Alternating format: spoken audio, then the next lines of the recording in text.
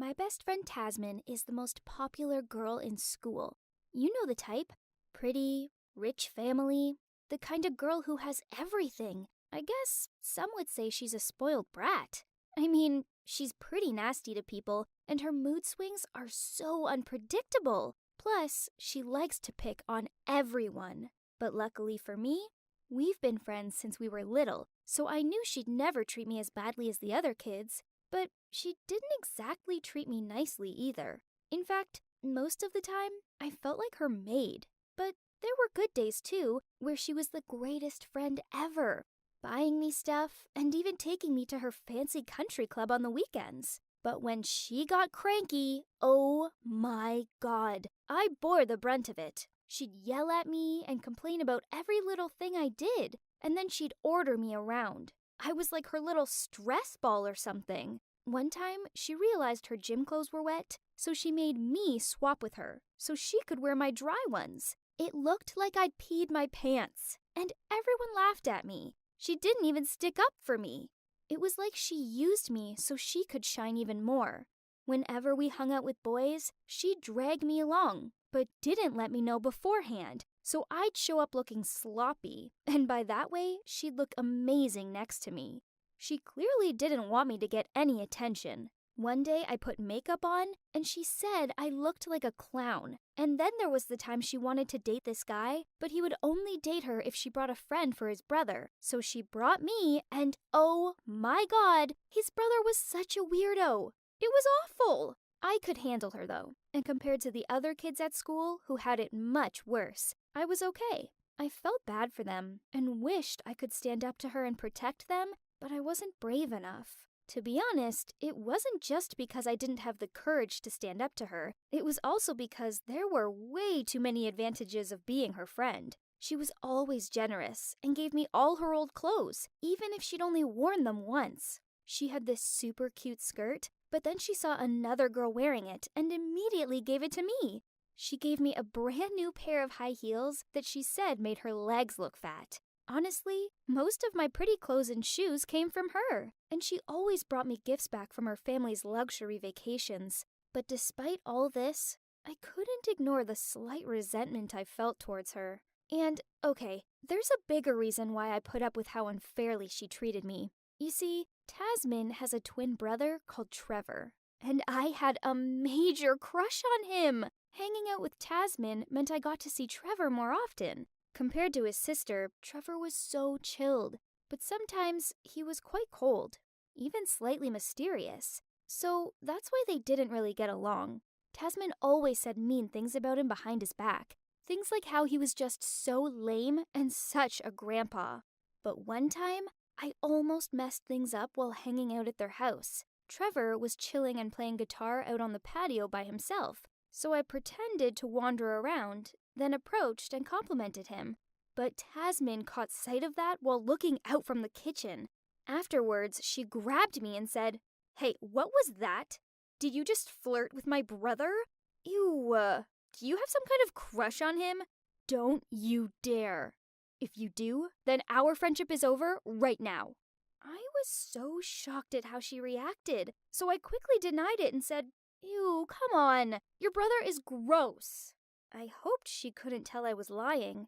After that incident, I told Tasmin I had to go home, as I had some crafts to finish. She just burst out laughing and said crafting was for losers. It really upset me though, because I loved doing DIY stuff, and my cousins and the kids next door had asked me to start teaching them how to do it.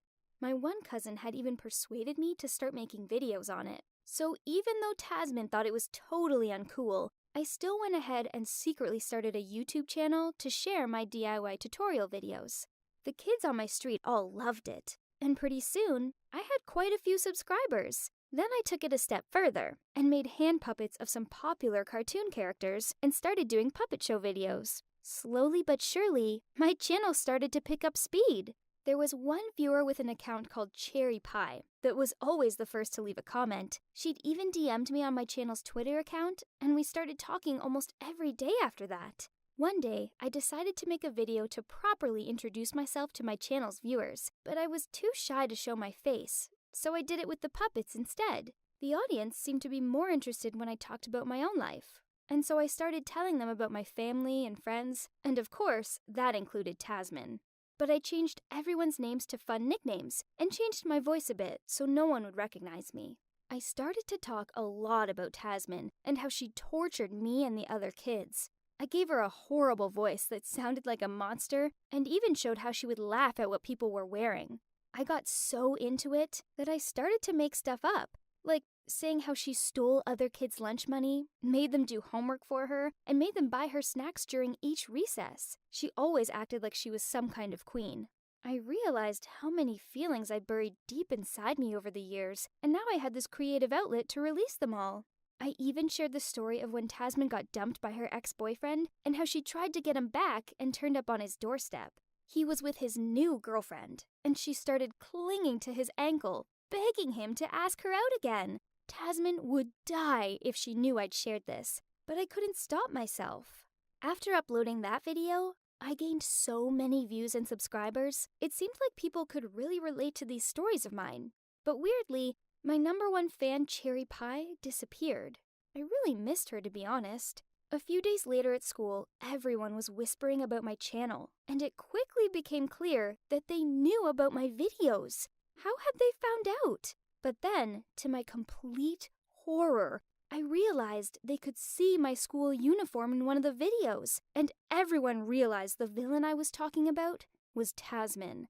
She was furious about it, and said she was going to find out which of these losers had done it and make their life hell. I was so terrified, I set all my videos to private and even took a few days off school, as I felt so worried about what would happen if she discovered it had been me.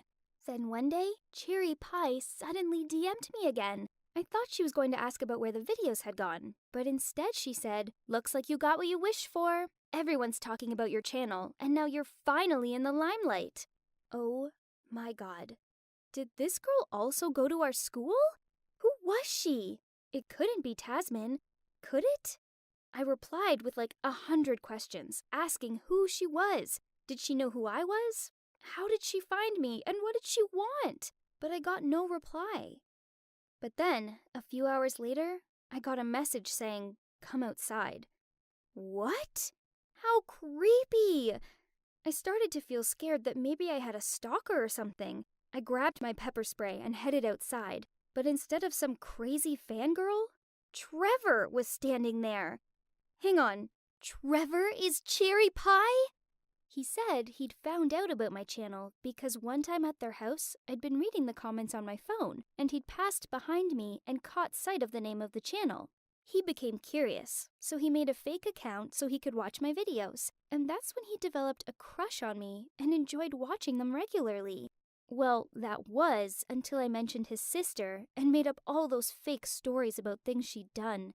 That's how Tasman found out about the videos. She borrowed Trevor's laptop one day and saw it open on his screen. But at least the only person who knows it's my channel is Trevor. He said he was really disappointed in me and thought I was better than that. Then he said he was going to delete his fake account because he didn't want to be a phony liar like me. I was heartbroken. How could I have been such a terrible person? I don't know what to do. Should I confess to Tasman that it was me and apologize to her and Trevor and hope they'll forgive me? Or should I just keep quiet and instead focus on being able to stand up for myself and tell Tasman that it's not okay to pick on people?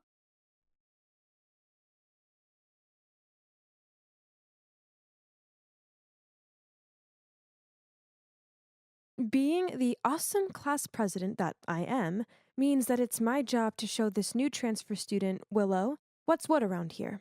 So, obviously, this is the canteen. Heads up, don't eat the stew. Yuck. If you have any trouble finding something, just ask me. Well, I haven't seen you since middle school. What's up? Um, just still the same. Okay. Oh, you must be confused, but actually, I already know Willow. You see, we went to the same middle school together, but to be honest, we never really talked to each other back then. She seems to still be as quiet as always. Oh, and by the way, I'm Natalie, but you can call me Nat. The next few days, I saw Willow always sitting in a corner of the classroom and doodling. She looked kinda lonely, so being a nice person, I decided to sit and talk to her. Hey, Willow, nice shirt.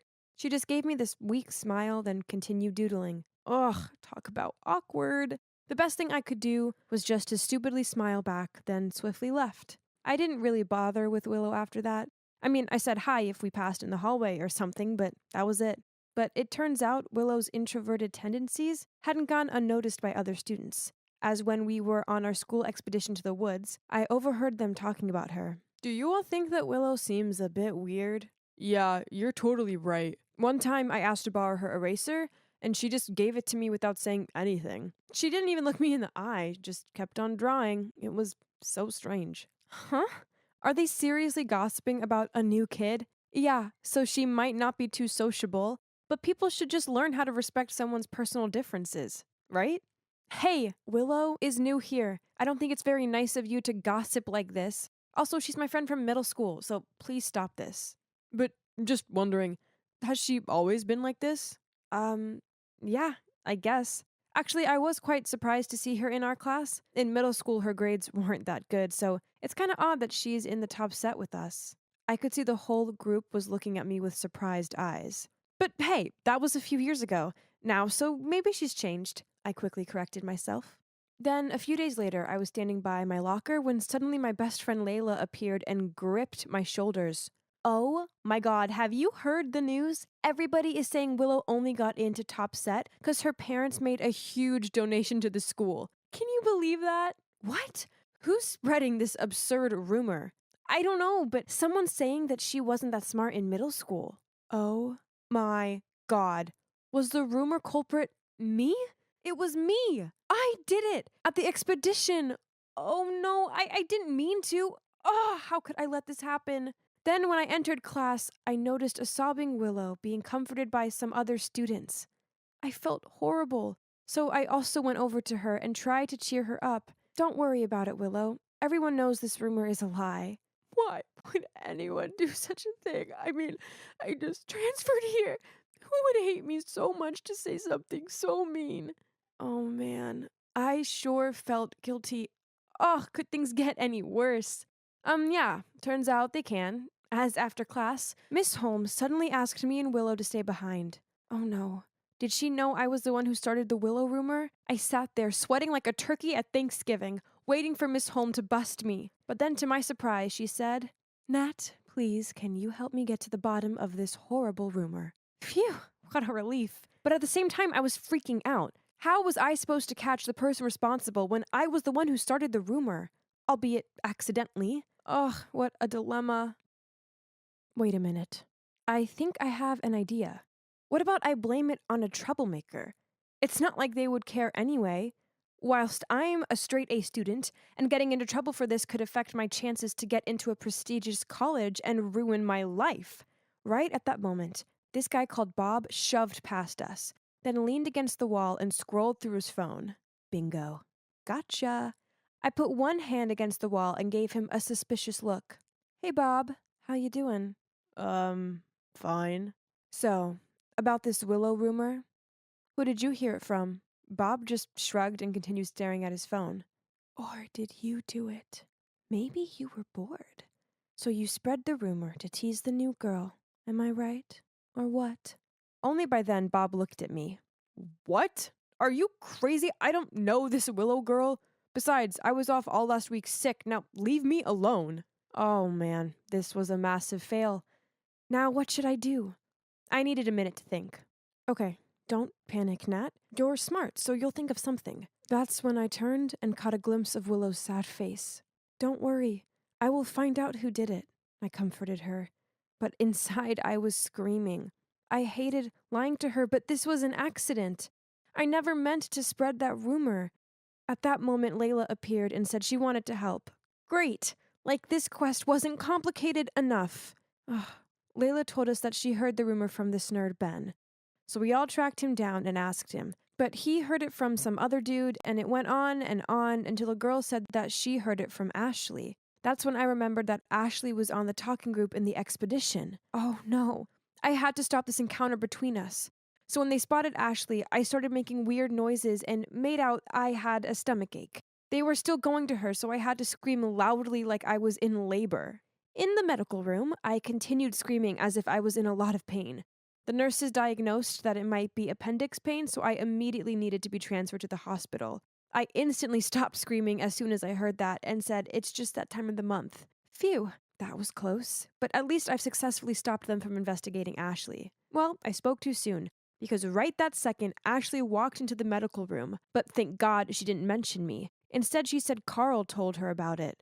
Phew. To my luck, Carl was absent today, so the manhunt had to end here. It would unfortunately continue tomorrow, though. As we warily walked out of school, I glanced over at Willow and saw that she looked really down. Ugh, that made me feel so bad. So to make it up for her, I asked her if she wanted to grab a sandwich. My treat, of course. And she said yes. That sandwich was so good. And Willow seemed to enjoy hers too. It was great to see her happier, so I decided to extend our trip by going to the mall. Willow kept on glancing at this dress, but it was out of her price range, so being the awesome friend that I am, I bought it for her as a gift. Well, that's the least I can do after everything I'd done to her, right? But then I noticed something weird. When I was standing at the counter to pay for it, I turned around and saw her smirking. Then when she saw me looking at her, she immediately smiled and thanked me for the dress. Huh, so strange. The next day, the rumor scavenger hunt continued. Ugh. We cornered Carl and questioned him, but he couldn't remember where he heard it from. Layla asked him to think carefully, and he just shrugged and said he had no idea. Layla got suspicious, so she immediately reported him to the principal's office. I didn't even have a chance to stop her. The next thing I knew, we were being called out over the loudspeaker and summoned to go to the principal's office. Then Carl confessed that yesterday he got an anonymous message via Facebook saying that they were willing to pay him if he agreed not to tell the name of the person who told him the rumor. He showed us his phone, but all the messages and the user account didn't exist anymore. That's right. I was the anonymous user who contacted Carl yesterday. Thank God I deleted the messages and the account on time. But things weren't that simple. The principal decided to suspend Carl for withholding information. Finally, my plan worked. But why wasn't I feeling happy about it? On the contrary, I felt bad. Really, really bad. Blaming someone for my mistake wasn't right. I couldn't do that to Carl. So I stood up and blurted out, "It was me all along. I started the rumor, but it was an accident." Well, and that's it. Cue a 2-week suspension.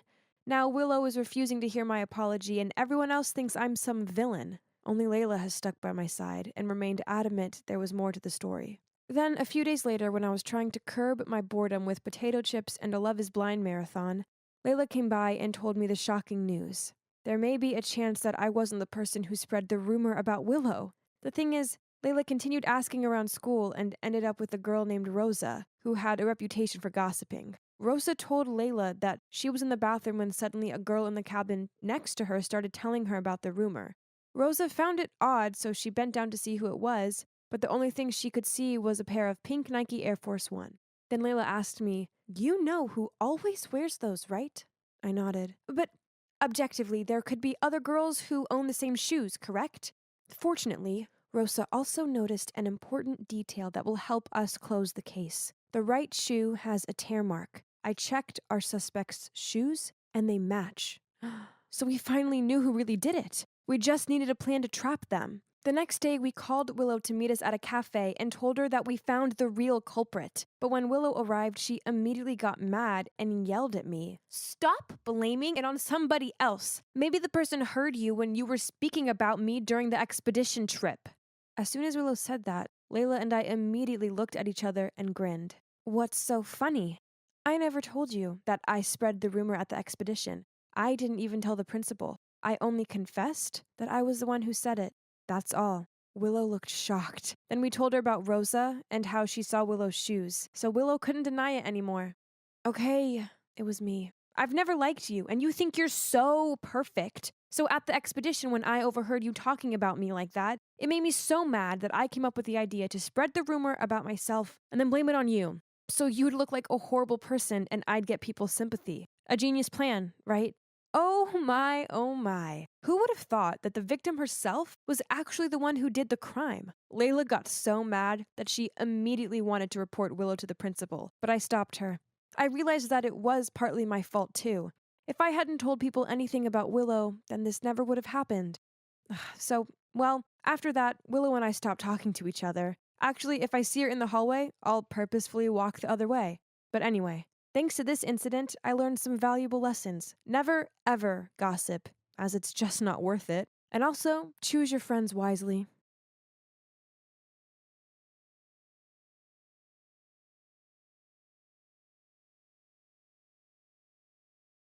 Hi, I'm Viola, and today is a big day.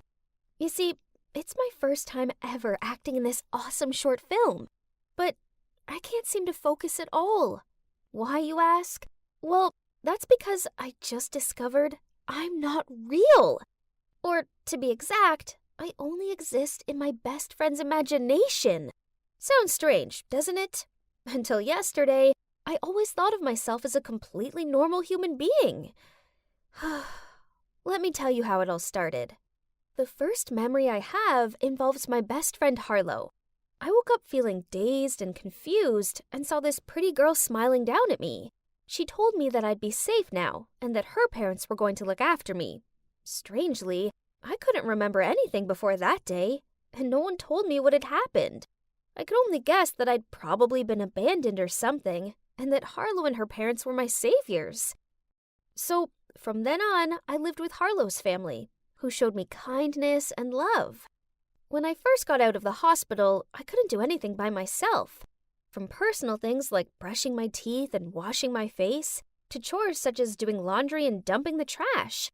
At the time, it was Harlow who guided and helped me, like a caring big sister. Then, when we entered middle school and the boys started flirting with me, Harlow was always by my side to protect me. She told me how they would never like a plain, boring girl like me, and that they were only doing this to get close to her, as she was very beautiful.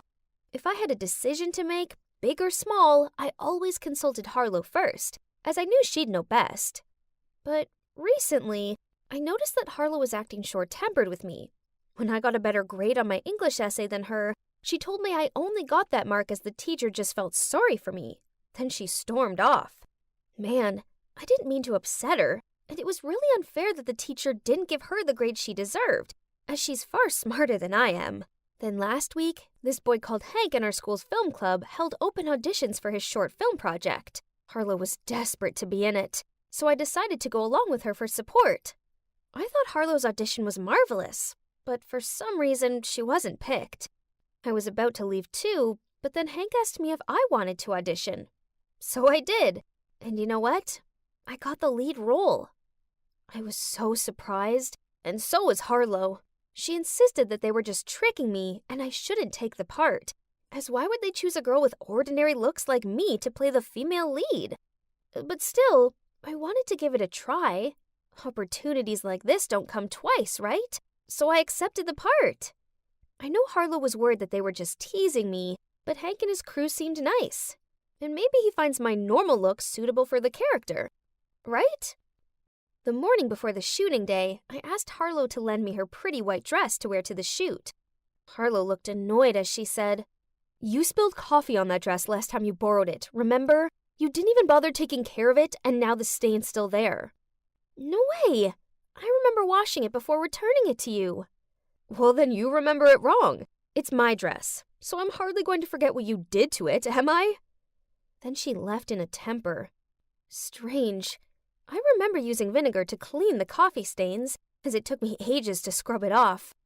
But it is true that my memory isn't all that good. When I was a child, I once waited in the park in the rain for over an hour, just because I thought Harlow told me to meet her there on Saturday afternoon. I said Sunday afternoon. I have piano practice today, silly. So maybe I misremembered again, and really didn't wash the dress for her? That day in math class, Harlow got caught texting, so the teacher confiscated her phone. At break time, she asked me to sneak into the school administrator's room to get her phone back. But of course I refused, as I was far too scared to do that kind of stuff. "It's okay, no one can see you." Basically because you only exist in my imagination. What was she talking about? What did she mean by that? For the rest of the lesson, I kept thinking about Harlow's words. When the bell rang, seeing that I was still confused, Harlow pointed to a group of students standing nearby and told me that no matter what I did, they wouldn't see me. And that's true! When I waved my hands and talked to them, no one looked in my direction. I even snapped my fingers in front of them, but they didn't react at all. What is going on? Harlow told me that because she imagined me, she's in control of who sees me or not. Then she told me that if I still didn't believe it, I should go to the school administrator's room to get her phone. Then I'd see that she was telling the truth. The superintendent was standing right across the hallway, but Harlow assured me I'd be invisible to her. My heart was thudding like crazy, but I tried to shake back my nerves and continued to get her phone undetected. Whoa! The superintendent didn't see me at all! So, what Harlow said was true? I only existed in her imagination? That means Harlow's really the one who decides what will happen to me. And who I'll meet? So basically the author of my life story. But does that also mean that I have no control over my own life? Well, if I even have a life. Then Harlow barged into my room and said, "You've never wondered why you don't remember anything about your parents and about the time before you met me, have you?" It was 'cause I lost my memory after the accident. There was no accident, Viola. You have no previous memories because that was when I created you, as I wanted a friend to play with. I kept this truth a secret because I love you, and you always listened to me. But you've been so headstrong lately. After Harlow left, I found myself feeling so down. It turned out my whole life had never belonged to me. No wonder I was so plain and ordinary. All I am is a side character in Harlow's story. After a horrible sleepless night, I didn't even feel like going to the film set anymore. And it's already late anyway. I was laying in bed, spacing out, when Hank phoned me asking where I was. I only exist in Harlow's imagination, so there's no point filming. Huh? What nonsense are you going on about? Stop joking, Viola. We're short on time over here. Seeing that I didn't even bother to reply to him, but just let out a long sigh, he continued. All right then. If that's the case, then you should at least make it count. Would you like to imagine yourself as just a boring nobody? Or a brilliant actress? I suppose Hank's words made sense, so I got myself back together and hurried to the film set. Even if I'm imaginary, I'll make this unreal life of mine unimaginably awesome. The filming was actually a lot of fun, and everyone complimented my acting. They were probably just being nice, but it still felt good. Then Hank came over and congratulated me. Now that filming's over, you can be honest with me. I don't mind. I know you only cast me as the lead as you like Harlow. What do you mean? And the thing you said this morning as well about only existing in Harlow's imagination? I ended up blurting out everything to him, and you know what he did? He laughed. But when he saw that I was struggling to fight back my tears, he took my hand. Viola, listen to me. Harlow's tricking you. The only thing not real in all of this are her words, not you. No way. Harlow's my best friend. She would never do such a thing. If you only existed in Harlow's imagination, how come you still decided, on your own, to show up at film set this morning? How come you still meet other people without her being around? Like, right now.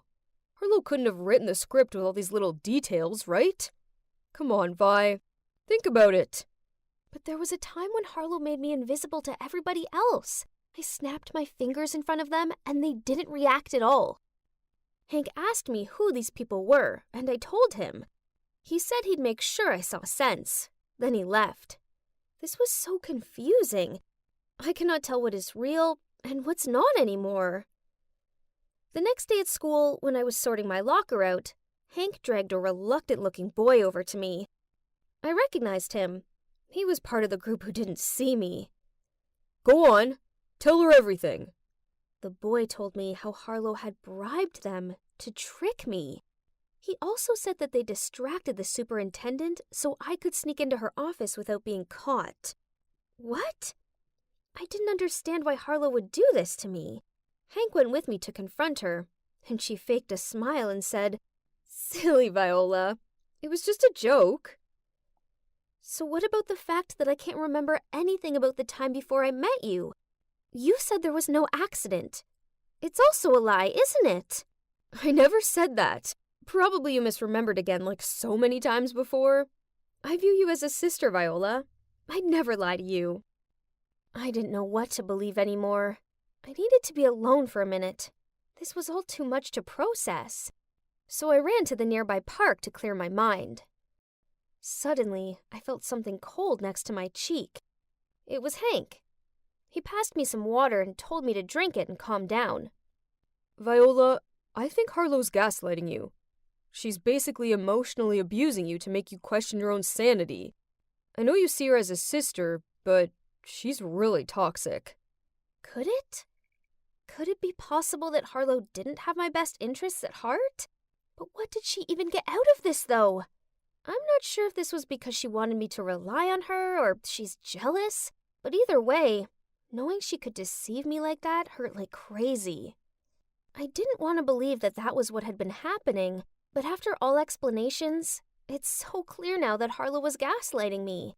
And ever since then, I tried to avoid her as much as possible. But this was tricky, seeing as we were in the same class and lived together. I just wished I could grow up fast, so I could go to college and leave this house.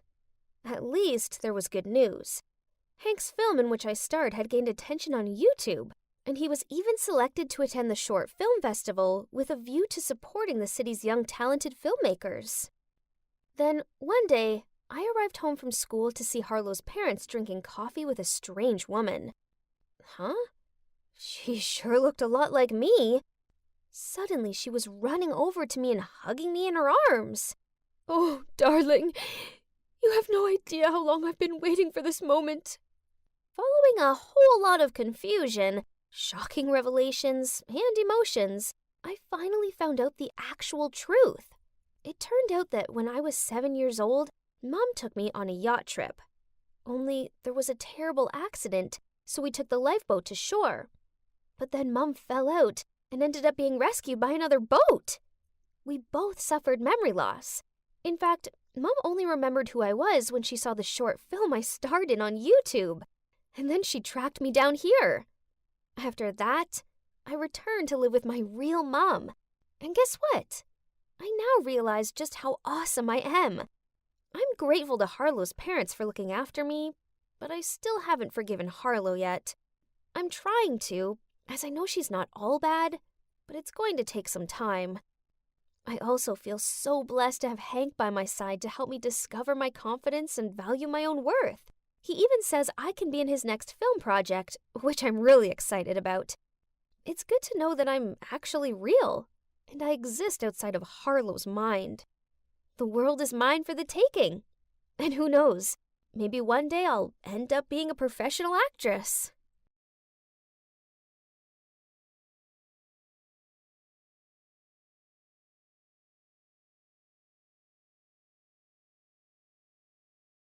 This view of the Alps is magnificent. Wow, I've never felt this free before. Huh? Hang on.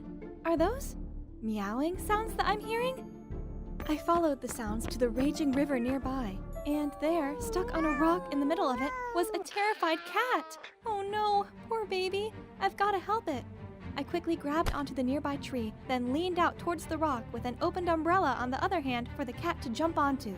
The cat hesitated for a bit before making the leap, but it's heavier than I expected. I lost my balance and tumbled into the river. I grabbed the cat just in time, but the strong current made it impossible to float. In a panic, I screamed for help, but the waves lapped over me and gulps of water filled my mouth. And just like that, I felt my surroundings darken. Ugh, what was this wet, scratchy thing rubbing on my face? I opened my eyes to see that cat sitting on me. Thank goodness it was okay, but where am I? This seemed like some kind of rustic cottage house. Suddenly, a man walked into the room with a food tray. Who are you? Relax, I'm the one who jumped into the river to rescue you both. Turns out he happened to pass by the river while we were swallowed by the current, and he didn't hesitate to jump in to save us, then brought us back to his home. Oh, thank you for everything. Sure, here, eat up. So, how come you and Topaz fell into the waterway? Who? Oh, you mean the cat? How come you know his name? It says it right here, see? I'm guessing this is not your cat then? I told him how I accidentally found Topaz, so its family must live around here somewhere. Hearing this, he agreed to help me find Topaz's owner the next day. He even gave me his bed for the night, then walked out saying he'd sleep on the couch. But as a guest, I couldn't let him do that, so I just grabbed the blanket and went to sit next to him. You have a cool tattoo there. Kinda looks like a mini Mars, right? Nah, it's my birthmark. The only thing my parents left me. Hans then told me that he grew up not having a clue who his parents were or why they abandoned him. At 18, he moved out of his foster home and came here to become an herbalist. I felt so bad for him, and in a way, I could relate. Being alone is difficult, but having both mom and dad won't guarantee your happiness. I was born into a well-off family with both of my parents, but the thing was, they only got together due to an arranged marriage, and they have resented each other ever since. My house always felt so cold and empty, and I hated staying there. So, as soon as I graduated high school, I took a gap year to travel the world. Actually, Switzerland is my first stop. Gotta say, it's nice to have someone to talk to like this. I guess Hans felt the same way by this look he gave me. He seemed very touched. The next morning, we took Topaz to the town to ask around. Turned out, today was their annual festival, so a horde of people crammed along the street to celebrate and watch the parade. Hans held my hand so I didn't get lost, but somehow the crowd still pulled me away and I ended up stuck among these sweaty people. Suddenly, a hand grabbed mine and led me out of there. Phew, thank God. I couldn't breathe in there. And you know what? A super handsome, stylish guy was standing in front of me. Are you okay? That's when I noticed the tail of my shirt was ripped. Freaked out, I tried to cover it up, so he took out a silk scarf and tied it around my waist. For a second there, I froze to the spot, so amazed by his thoughtfulness. Just at that moment, my phone buzzed with a call from Hans. He told me to meet him at the fountain. Slight problem? I had no idea where that was. Well, lucky me, this gallant guy offered to take me there. We talked along the way, and I found out his name's Willard. He lives in a nearby town and was here for the festival. I told him I came to find the owner of the lost cat I'd found. Then, when I showed him the picture of Topaz, he couldn't hide his shock. Are you sure this is the cat you found? I nodded. He stayed silent for a while, then said, I might know its owner, but I gotta go now. Bring the cat to meet me there. Faye, it was nice meeting you. Then he bowed down to kiss the back of my hand before he left. How sweet. I watched as he disappeared into the crowd. Thanks to Topaz, I got the chance to meet him again. Why are you making that funny face? I told him about my encounter with Willard and convinced him to come with me to the address on the handkerchief. He seemed skeptical at first, but then gave in. I mean, other than this, we had no clue. It was worth a shot, right? The next day, we went to the place Willard told us. But seriously? Is this right? Why were there a line of people all holding near-on identical cats to Topaz? They even had the same collar as him. What is going on? I walked over to ask an old man sitting on a bench. He told me the millionaire lady who lives here had lost her dearest cat, Topaz. People said his name was on the top of her inheritance list, and she promised to greatly reward anyone who safely returned him, so these frauds were trying to deceive the owner by bringing some Topaz look-alike here. But Madame Primrose is no fool. Huh? Madame Primrose? The iconic designer and president of Wisteria Fashion Corp? That's right. Oh my God! I immediately dragged Hans to stand in the line. You see, my childhood dream was to become a fashion designer, and of course, the one I admired the most was none other than Madame Primrose! Ah! One of the reasons I came to Switzerland was to find her and hopefully become her apprentice. And now look, what are the odds? Finally, it was our turn, but... I'm gonna have to stop you right there. All right, everyone, listen up. Madame Primrose won't accept any Topazes from now on, as she's tired of your deceit. So, disperse. What? We didn't just wait half a day here for nothing. Fine, I'll find another way to get in. We then walked around the mansion and found its side gate. Then, just when we were climbing over it, a maid caught us, but she didn't make a fuss out of it. Instead, she seemed a bit flirty towards Hans. Ooh, I had an idea. There's our chance. You go and charm her. He seemed confused at first, but then got the point. Hey, I think you're really cute. Hans then tried his best at flirting, and as soon as she swooned, I asked her to help us return Topaz to his owner. The maid hesitated at first, but when we said that we didn't need to be repaid or anything, she agreed to let us in. We quickly split up to find Madame Primrose. I wandered the maze-like hallways, then I suddenly bumped into someone. Mind your way! Wait, I don't know you. What are you doing here? She's my new friend. Is there a problem?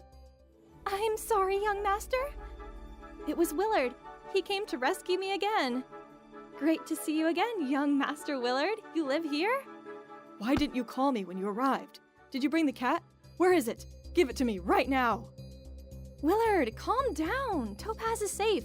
I just found out his owner is Madame Primrose and I'm her grandson. Just give the cat to me now.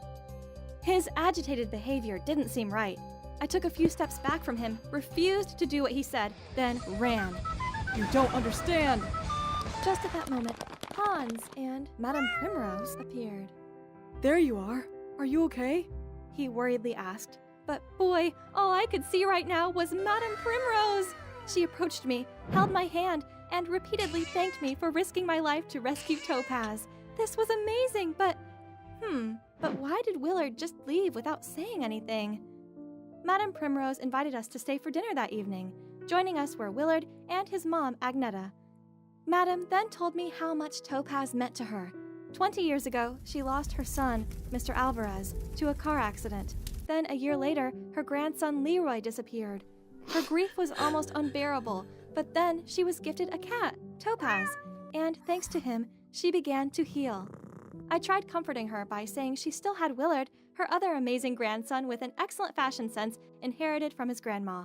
But to my surprise, Madame Primrose said Willard isn't her real grandson, since Agneta is actually Mr. Alvarez's second wife and was a stepmom to the missing grandson Leroy, and Willard was her son with her ex-husband. I could see Willard and his mom were feeling so uncomfortable. Willard must have felt so hurt as Madame Primrose never even thought of him as a family member. Then my train of thought was interrupted by Hans. Ugh, why didn't he just tell me to pass him the salt instead of sticking his right arm to my face like this? Suddenly, Agneta gave him a mortified look and spilled wine all over the table. Mom, are you okay? She didn't reply, but just left.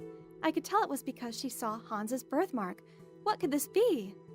Has she no manners? She must be unwell. I'll go check on her. So I followed her to the garden gazebo. That's where I heard her talking to someone on the phone. You had one simple job. Take that pampered Moggy miles away. Well, guess what? It came back. I gasped in shock, and right then, a hand covered my mouth. Shh. Be quiet. Oh, but it gets worse. The stupid cat brought Leroy, the missing grandson, home. That's right. I saw that Mars birthmark with my own eyes. If Primrose finds out about this, we're done. You hear me? Wait, so Leroy, Madame Primrose's only grandchild, is actually Hans. And his stepmom was the one who secretly gave him away in the first place. Even worse, I was hearing this shocking news with her son. Willard, get it together. Do you know anything about her plan? I knew Mom was behind Topaz going missing. That's why I tried to take the cat away earlier, to keep him safe from her. But Leroy too? That was just heartless. What should I do now? She's my mom, after all. I could see his pure and kind soul being tormented, and my heart ached for him. I know it must be hard, but you need to tell Madame Primrose the truth and make things right. That's a way to help your mom redeem herself, okay? He stared at me with those dreamy eyes of his, and I felt my heart turn to mush. But a phone call from Hans interrupted us. He was looking for me, saying we gotta go. Right, I had to tell him the truth. In a cab back to Hans's cottage, I told him everything, and he just burst out laughing, saying, I'm Leroy, the heir of a millionaire? Oh, please. I'm serious. You were brought to the foster home exactly 19 years ago, and you both have this one-of-a-kind birthmark. Okay, so what if I'm really her grandson? I don't even know her, and I'm definitely not rich kid material. You've been lonely your entire life. This is your chance to find the family you've always wanted. Hans was speechless. It seemed I'd hit his weak spot. and he finally agreed. We asked the driver to take us back to the mansion. But no one was awake at that hour except a gardener. He led us to a library deep into the mansion, brought out tea, and told us to wait. Just a few minutes later, Hans started coughing, and his face swelled up. Oh no, he must have been allergic to something in the tea. Panicked, I screamed for help, and the gardener came back and carried Hans to the car. But then, a hand muzzled me from behind, and everything went dark. I woke up with my head pounding and unable to move.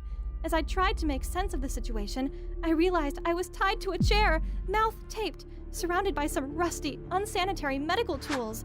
And on the other side of the room, Hans was unconscious and tied to a patient's bed. Standing next to him was Agneta and the gardener and a guy in a blouse with some kinds of tools in his hand, about to do something to Hans's birthmark. I tried to scream and struggled to break free, but I couldn't move an inch. Right at that moment, Willard barged in. Stop this. Leave right now, or I'll call the cops for your unlicensed business. And Mom, I already know everything, so please, have some remorse. Agneta looked so ashamed of herself. Willard, everything I did it for you. Please understand. You saw how that old hag Primrose treated me. I was so miserable. Then your dad offered to help me. Dad? You mean Tim? How can he be my dad? Don't be such a wimp, son. I've stayed and worked here like a servant just to be close to you. We did all this so you can be the only heir. You deserve that.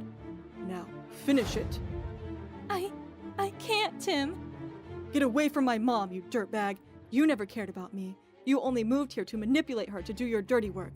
A terrible person like you will never be my dad. Then I'll do it. As he was about to lay hands on Hans, suddenly there was a meowing sound and Topaz appeared, followed by Madame Primrose. Step away from my grandson. You dared to live under my roof all this time and play foul tricks on my family? Take him away. Luckily, Hans came round, and he had a tearful reunion with his grandma. They finally had the closure they deserved. Hans decided to stay in the mansion with his long-lost family. He's even planted an herbal garden there for treating and healing people, as he always wished. Madame Primrose had finally found peace, as now she had both her beloved grandson and precious cat back. She also thought that maybe she'd been too strict on Agneta, so she decided not to press any charges against her. Agneta had also apologized, but she felt too full of shame to stay and decided to move out of the mansion. Willard followed his mom and helped her start a new life. What about me? Well, I got the thing I've always dreamt of, to be Madame Primrose's apprentice. That's her gift to me for bringing both her cat and her grandson back. And right now, I'm late for a date with a very special guy. Can you guess who it is?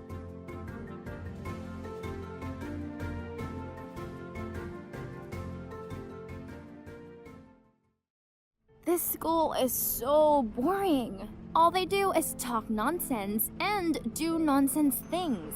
Worse still, I feel like I can never escape them, as some of them live in the same neighborhood as me. But you know what the most annoying thing about my life is?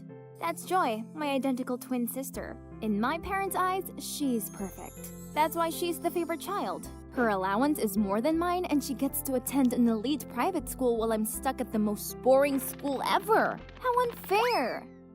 With a sulky face, I walked into my room whining. I think having identical daughters means our parents forgot that there's actually two of us. They've never picked me up from school. Don't be absurd. They just took me to collect my dress for the school gala. A new dress for some fancy party. How terrible for you. I don't even want to go to the party. Trust a nerd like you not to appreciate what you have. If I were you, I'd make the most of every second of that elite school of yours. And if I were you, I would just enjoy my pressure-free life. We both sighed and stared into a void, thinking about our tiring lives. Then Joy suddenly turned to me. Oh my god, Jade! Do you want to be me? Go to my school, have my things, and attend the gala? What a brilliant idea! Why had we never thought of it before? I'd live her fancy life and she'd live my dull one. That's perfect! Wow, this school is enormous. I tried to keep my cool as I navigated the endless hallways in search of Joy's locker. Ah, found it. I spotted a group of girls waving me over. They must be Joy's besties, Ruth, Nora, and Nell. Unlike my boring sister, they looked very glam in their branded clothes. What a power group! Wherever we went, all eyes were on us. Students handed us snacks, saved places in the cafeteria line for us, and let us sit in the front row of the basketball match. These girls were so interesting, but I fit in with them way more than Joy did. Talking about Joy, she somehow loved my boring old-fashioned school. I'd never heard her chat that much in my life, about how nice my friends were, how easy all the lessons were, and how cool the school bus was. Joy's friends were so much fun, and they did cool things. For instance, they always had shopping dates and bought each other expensive gifts without question. One time, Nora, the richest girl in the group, didn't hesitate in going into Kate Spade and buying the new release handbag for Ruth. I thought this was pretty awesome of Nora, but then something happened that made me question the group dynamics. Ruth told me that she liked the red velvet cupcakes at the bakery near my house, and she asked me to buy her some. I was happy to do it, but the next day, when I brought the cupcakes and told her the price, she burst out laughing. Joy, my dear, I don't care how much they cost. That's your concern. Then she turned to Nora, showed her a picture of a cute but expensive skirt, and told her to order it for her. Hang on. Had she always been thinking it was acceptable to order us around like this? I don't understand why an innocent bookworm like my sister would hang around with this cunning clique. They don't study at all.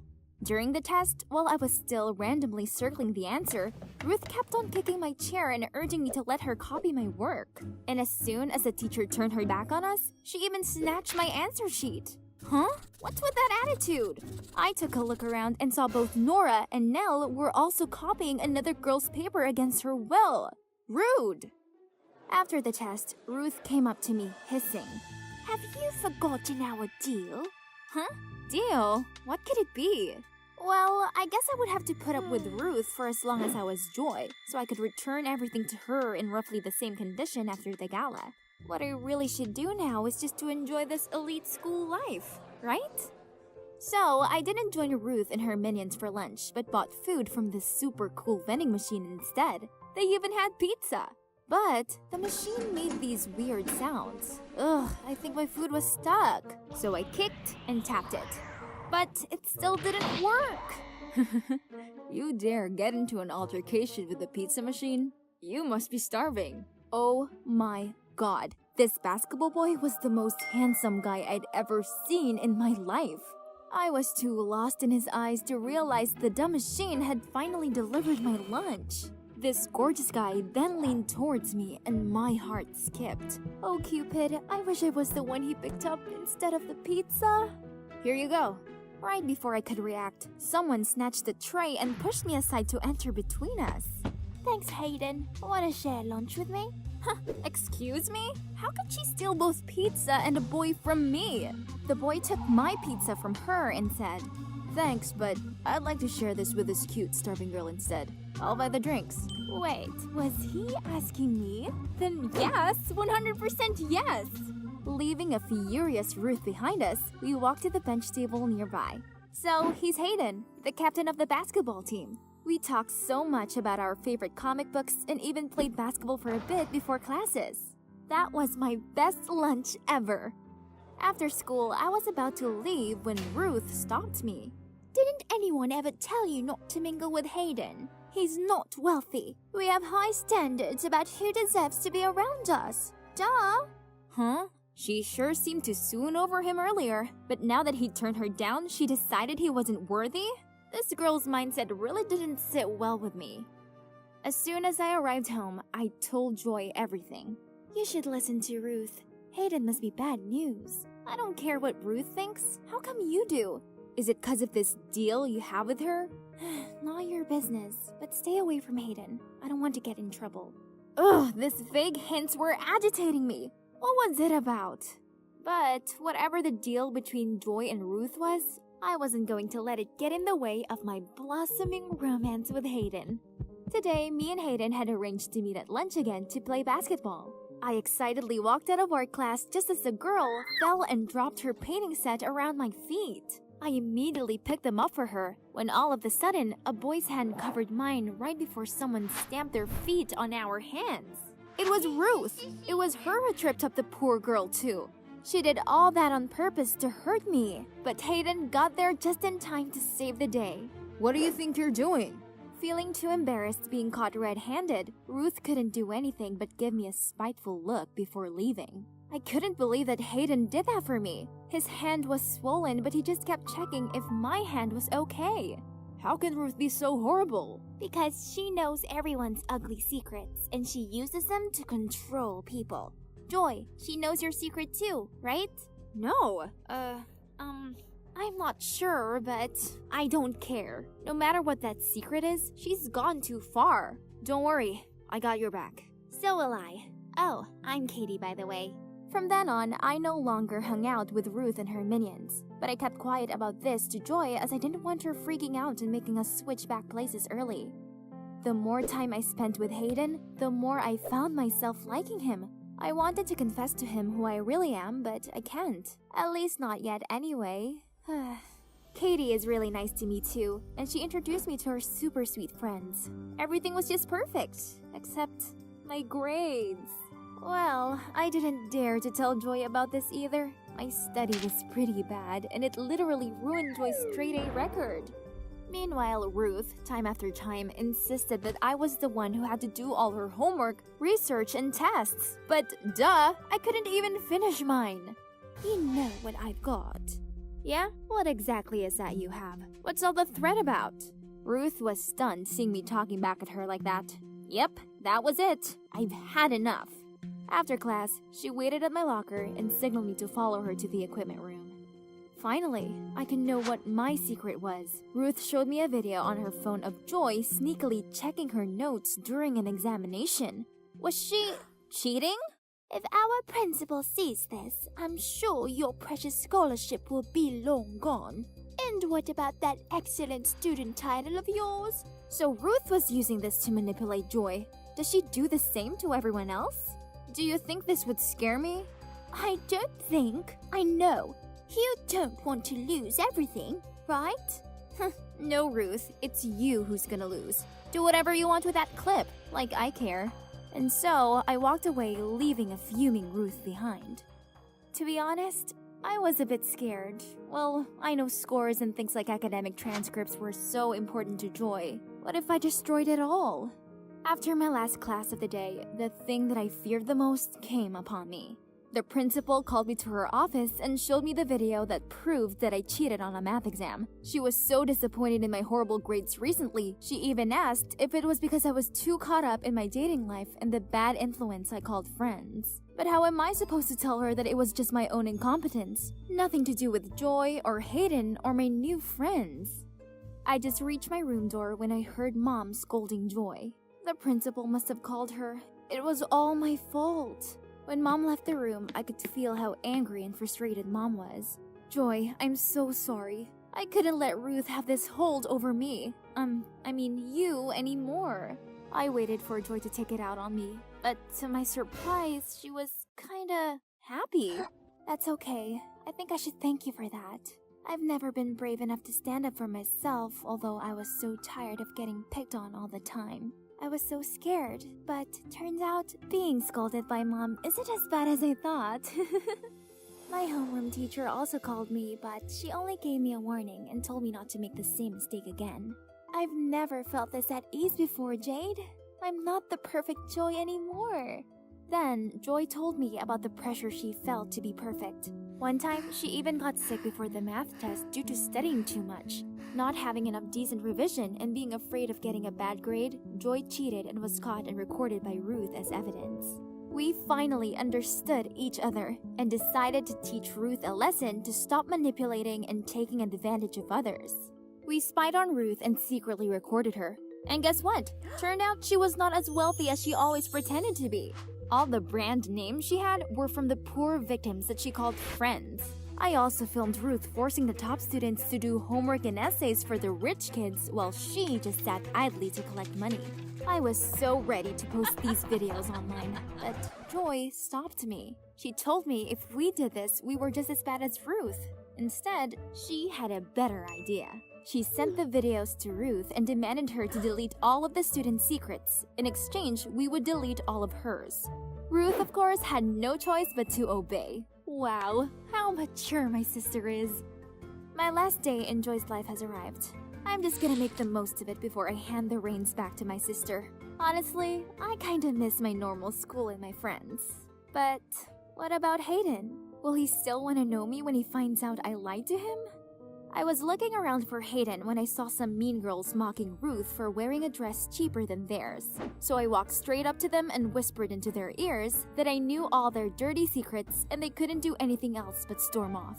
Ruth gave me a coy look, mumbled a thank you, and then left. At that moment, a warm hand gently clasped mine. Hayden! Wow, you're so cool. I'm not that cool, Hayden. Actually, I have something I have to tell you. I then told him everything, from how I swapped identities with my twin sister to how I ruined her school life because of my childishness. You didn't ruin anything. Actually, you made things much better. So, since the pizza vending machine day till now, it has always been you, not Joy, right? Yeah, it's been me all along. That's all I needed to know. Then he pulled me in for the best kiss ever.